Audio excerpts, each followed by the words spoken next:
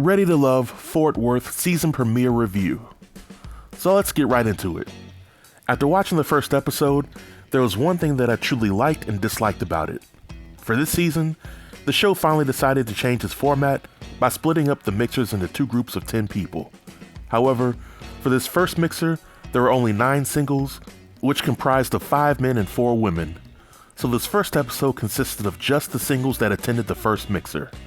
And for the most part, I like this change from the normal first episode format, because we as a viewing audience got to know these singles a lot better in a small setting versus a big setting, where some of the singles may only have had a scene or two before the end of the episode.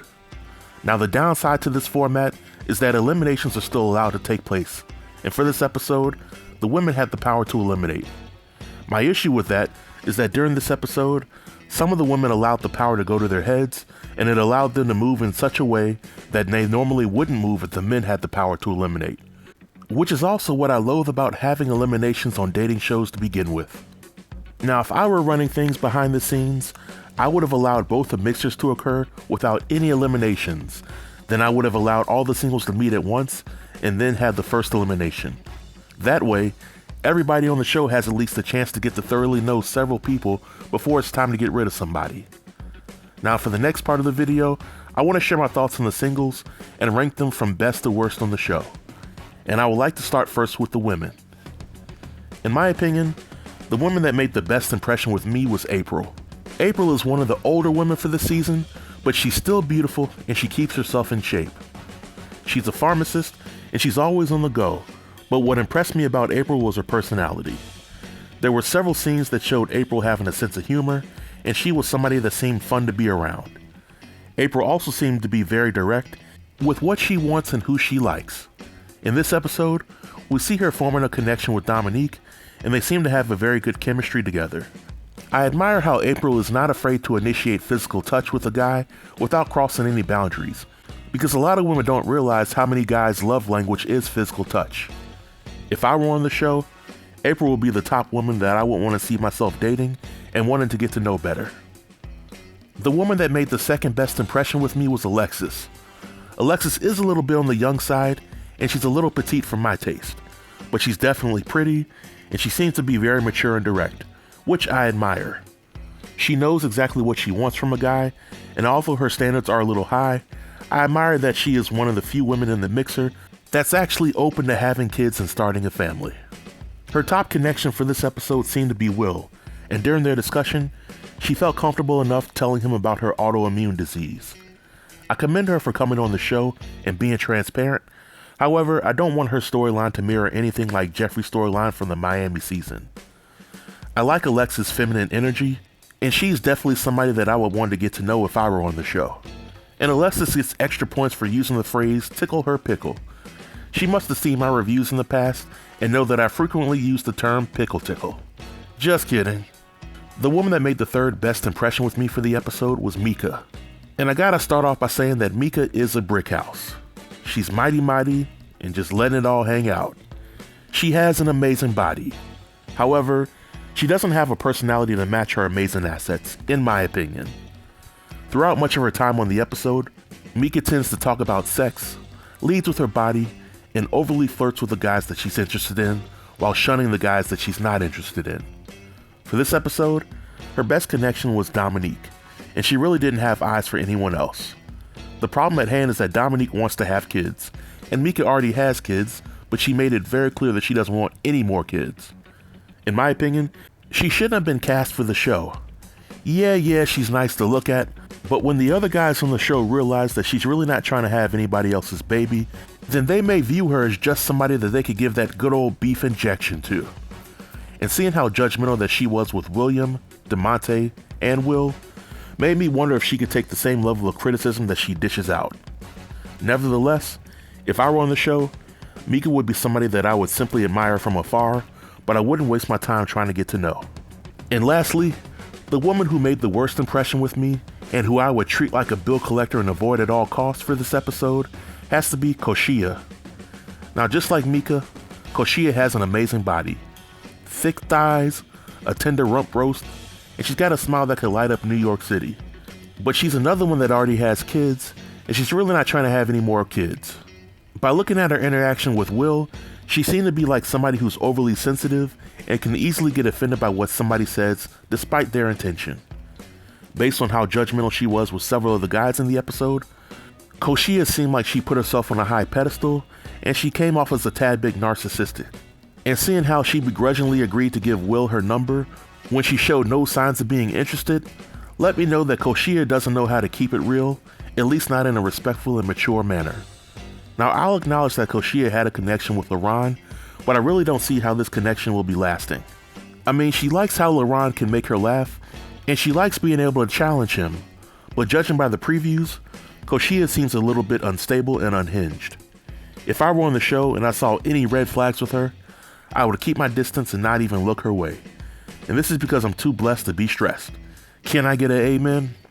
Now, for those of you who made it this far into the video and you're asking yourselves, he has so much to say about women, what does he have to say about the men? Well, to that, I say challenge accepted. Because here at Stay Tuned Reviews, I believe in equal opportunity in this camp. So with that being said, let's move on to the men, and I'll start with the guy that seems to be the best match for the women and go down from there. The top guy for this episode is clearly Dominique, and it isn't even close. The guy reminds me of Clifton from the Ready to Love Potomac season. They have a similar build, similar demeanor, and they're also smart and calculated. Dominique lets it be known very early on that he doesn't have any kids and he wants to start a family. Now naturally this revelation should have turned off the women who claimed they didn't want to have any more kids, but Mika seemed to be very friendly towards him and she might even reconsider her stance on having kids. Who knows?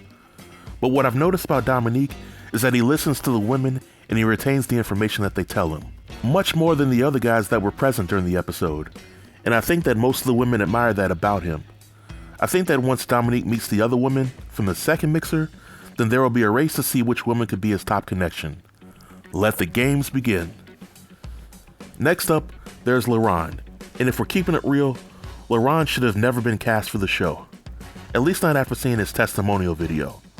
LaRon established pretty early on that he's a guy that likes to drink, party, and give easygoing ladies that good old beef injection. I think that some of the women for this season will like the party side of LaRon, but it's clear that LaRon is only comfortable with talking about surface level things with these ladies at this stage in the game. And I really don't see him taking the initiative to dive deep in getting to know these ladies as a mixer. While Koshia seemed smitten with LaRon, the other ladies were not impressed and they saw right through him. But if LaRon and Koshia make their connection work, more power to them. Next up, there's Will, who, if we're being honest, really had no business being cast for the show. Will is a player, and even Stevie Wonder could see it.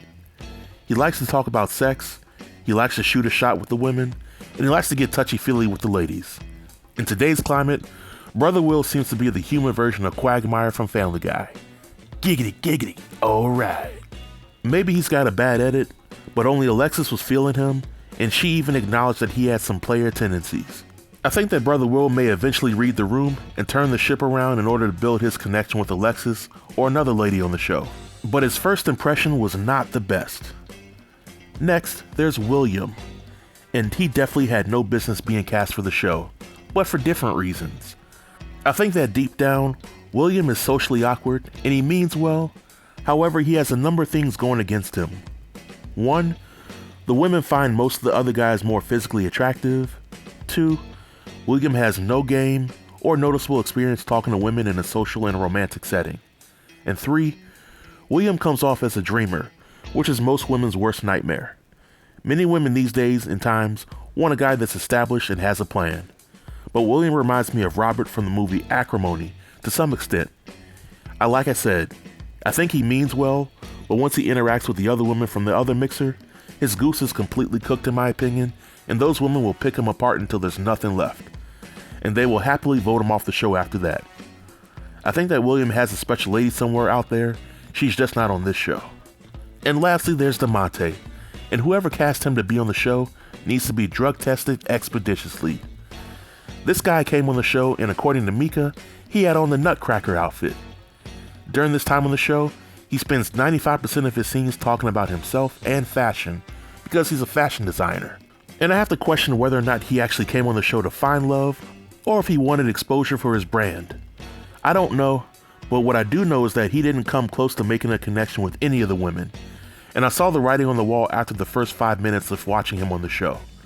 The women vote to get rid of him, and his journey is now over. Now, Brother Glenn was supposed to come to the mixer, but he backed out at the last minute and left the ladies hanging. I don't agree with how production aired Glenn's interview and showed him being nervous and apprehensive about the process.